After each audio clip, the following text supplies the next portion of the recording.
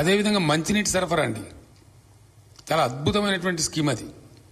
మేము ఒక దాన్ని ఛాలెంజ్గా తీసుకొని చేసినాం. దానికి ఒక స్ట్రాంగ్ రీజన్ ఏంటంటే తెలంగాణలో చాలా చోట్ల ఉంది, కొన్ని చోట్ల స్వల్పంగా బ్రాకిష్ వాటరు, కొన్ని చోట్ల ఫ్లోరైడ్ వాటరు. నల్గొండ లాంటి జిల్లాలో అత్యధికమైనటువంటి ఫ్లోరైడ్ సమస్య ఉంది. దాని మీద చాలా ఉద్యమాలు జరిగినాయి, దశాబ్దాల తరబడి జరిగినాయి. దుశ్చర్ల సత్యనారాయణ గారు ఆ జిల్లా బిడ్డ, ఆయన ఒక బ్యాంకు ఉద్యోగి. ఆయన ఉద్యోగాన్ని రాజీనామా చేసి జలసాధన ఉద్యమాన్ని నడిపి ఆ అంశాల స్వామి అని ఒక అబ్బాయిని తీసుకెళ్లి అప్పుడు వాజ్పేయి గారు ప్రైమ్ మినిస్టర్గా ఉంటే ఆయన టేబుల్ మీద పండబెట్టి, అయ్యా మా బతికిట్ అయిపోయింది, మా నడుములు వంగిపోతున్నాయని ముత్తుకుంటే కూడా సాల్వ్ కాలే, ఆ సమస్య తీరలే. తెలంగాణ రాష్ట్రం ఏర్పాటయ్యేదాకా కూడా ఆ సమస్య పరిష్కారం కాలే. అట్లనే తెలంగాణ జియోగ్రఫికల్ కండిషన్, భౌగోళిక పరిస్థితులను అనుసరించి ప్రతి సమ్మర్లో ఈ సమస్య వస్తుంది, వందల వేల కోట్ల రూపాయలు ప్రభుత్వం ఖర్చు చేస్తుంది. కాబట్టి అవన్నీ ఉండకూడదన్నటువంటి ఉద్దేశంతో ఒక ఛాలెంజ్గా తీసుకొని ఒక మిషన్ మోడ్లో మేము తెచ్చిన స్కీమ్ మిషన్ భగీరథ. అతి త్వరగా అక్కడి నుంచి రావాల్సిన నీళ్లు కృష్ణా థర్డ్ ఫేజ్ కూడా కంప్లీట్ చేసి ఎల్లంపల్లి నుంచి రావాల్సిన నీళ్లను కూడా చాలా ఫాస్ట్గా, దాని క్లియరెన్స్ లాగిపోతే నేను డిఫెన్స్ వాళ్ళతోని రైల్వే వాళ్ళతోని పోరాటం చేసినంత పనిచేసి వాళ్ళని బెదిరించి ప్రధానమంత్రి కూడా చెప్పే అవసరం అనుకుంటే కేంద్ర ప్రభుత్వానికి కూడా చెప్పి త్వర కంప్లీట్ చేసి తెచ్చినాం.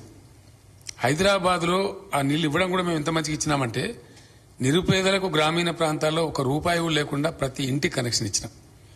అట్టనే హైదరాబాద్ సిటీలో ₹1 హైదరాబాద్ సిటీ కానీ లేదా ఇతర మున్సిపాలిటీలలో కానీ పబ్లిక్ స్టాండ్ పోస్ట్ అంటే వీధి కుళాయిలు లేకుండా, వీధి నల్లాలు లేకుండా ప్రతి ఇంటికి ₹1 మాత్రమే నల్లా కనెక్షన్ ఇచ్చి బ్రహ్మాండంగా వాటర్ ఇచ్చినాం.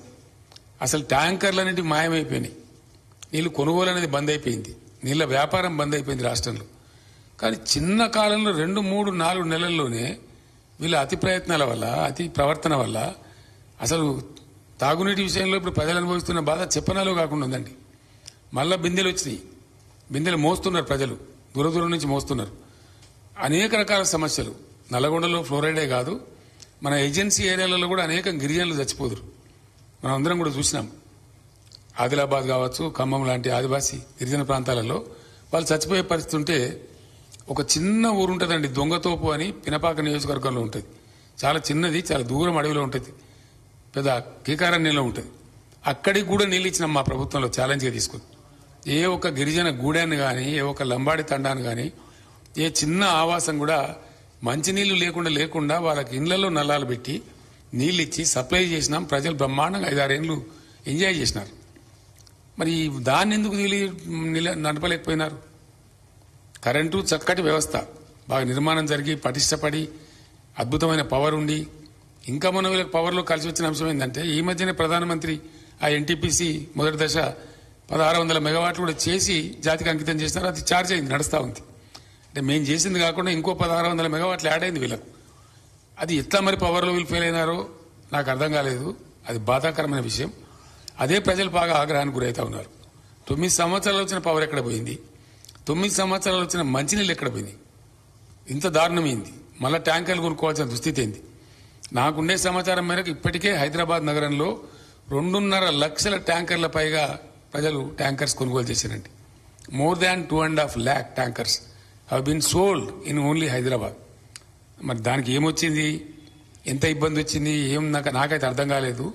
మరి దాని మీద జరిగే ఆగ్రహానికి ఇప్పుడు వీళ్ళు బలిగాక తప్పదు.